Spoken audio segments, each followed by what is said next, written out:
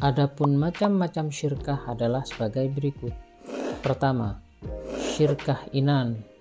Syirkah inan adalah syirkah antara dua pihak atau lebih yang masing-masing memberi kontribusi kerja atau amal dan modal atau mal. Syirkah ini hukumnya boleh berdasarkan dalil sunnah atau ijma' sahabat. Yang kedua, syirkah abdan. Syirkah abdan adalah syirkah antara dua pihak atau lebih yang masing-masing hanya memberikan kontribusi kerja atau amal tanpa kontribusi modal atau mal. Kontribusi kerja itu dapat berupa kerja pikiran seperti penulis naskah ataupun kerja fisik seperti tukang batu. Syirkah ini juga disebut syirkah amal. Yang ketiga, syirkah wujuh. Syirkah wujuh adalah kerjasama karena didasarkan pada kedudukan, ketokohan, atau keahlian seseorang di tengah masyarakat. Syirkah wujuh adalah syirkah antara dua pihak yang sama-sama memberikan kontribusi kerja atau amal dengan pihak ketiga yang memberikan kontribusi modal atau mal. Yang keempat, syirkah mufawwadah. Syirkah mufawwadah adalah syirkah antara dua pihak atau lebih yang menggabungkan semua jenis syirkah di atas. Syirkah mufawwadah dalam pengertian ini boleh dipraktikkan, sebab setiap jenis syirkah yang sah berarti boleh digabungkan menjadi satu. Keuntungan yang diperoleh dibagi sesuai dengan kesepakatan, sedangkan kerugian ditanggung sesuai dengan jenis syirkahnya, yaitu ditanggung oleh para pemodal sesuai porsi modal jika berupa syirkah inan, atau ditanggung pemodal saja jika berupa syirkah mufawwadah, atau ditanggung mitra-mitra usaha berdasarkan persentase barang dagangan yang dimiliki jika itu berupa syirkah wujuh. Yang juga menjadi bagian dari syirkah adalah mudharabah. Mudharabah adalah akad kerjasama usaha antar dua pihak. Pihak pertama menyediakan semua modal dan pihak lainnya menjadi pengelola atau pengusaha. Keuntungan usaha secara mudharabah dibagi menurut kesepakatan yang dituangkan dalam kontrak. Akan tetapi, apabila mengalami kerugian, ditanggung oleh pemilik modal selama kerugian tersebut bukan akibat kelalaian si pengelola. Mudharabah sendiri dibagi menjadi dua. Pertama, mudharabah mutlaqah. Mudharabah mutlaqah merupakan bentuk kerjasama antara pemilik modal dan pengelola yang cakupannya sangat luas dan tidak dibatasi oleh spesifikasi jenis usaha, waktu, dan daerah bisnis. Yang kedua, mudharabah muqayyadah adalah kebalikan dari mudharabah mutlaqah, yakni usaha yang akan dijalankan dengan dibatasi oleh jenis usaha, waktu, atau tempat usaha. Bagian lain dari syirkah adalah musaqah, muzara'ah, dan mukhabarah.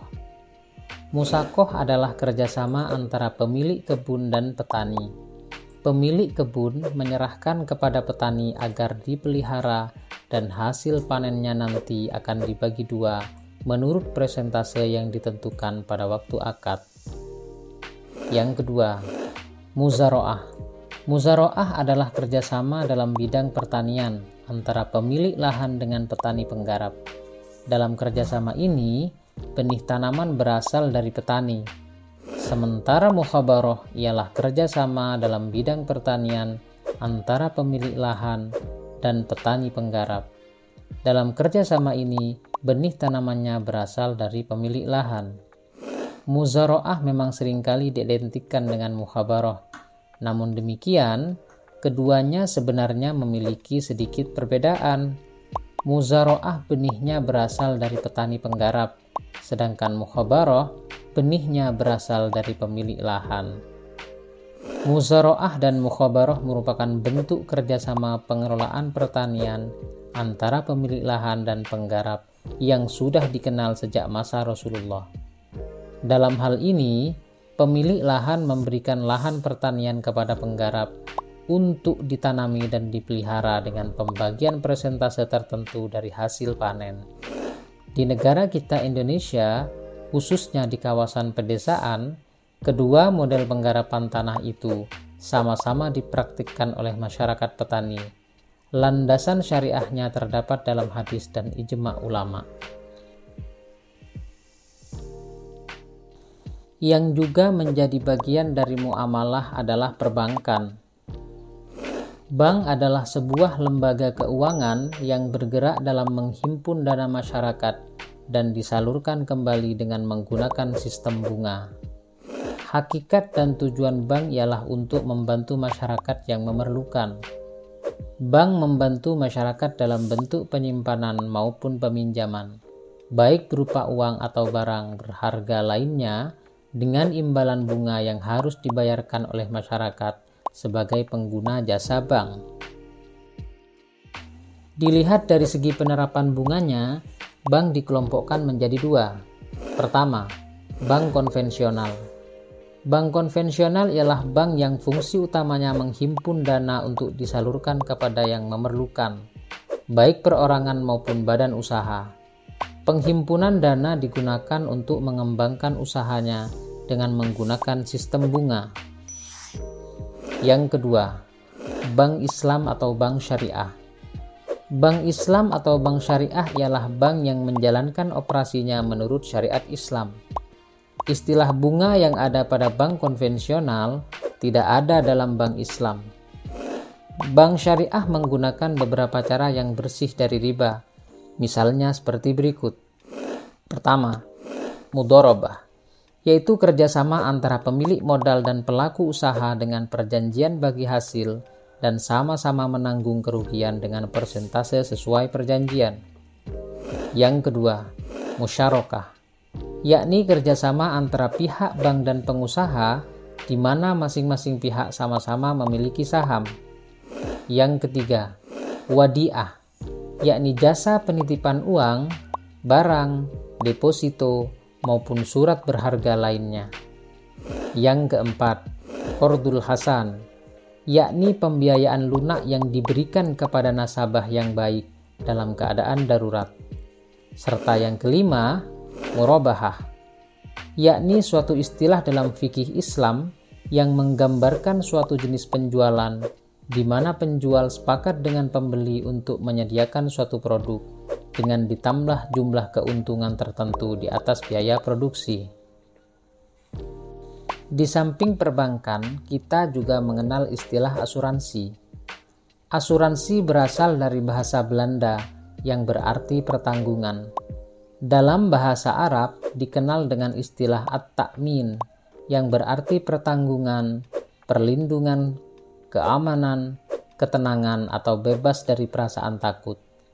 Dalam Islam, asuransi merupakan bagian dari muamalah. Dasar hukum asuransi menurut fikih Islam adalah boleh atau jaiz.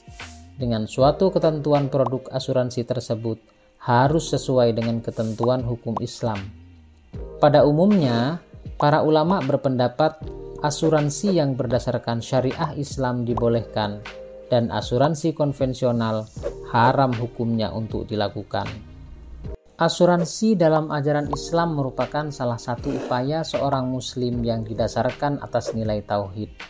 Setiap manusia menyadari bahwa sesungguhnya setiap jiwa tidak memiliki daya apapun ketika menerima musibah dari Allah, baik berupa kematian, kecelakaan, bencana alam maupun takdir buruk yang lain.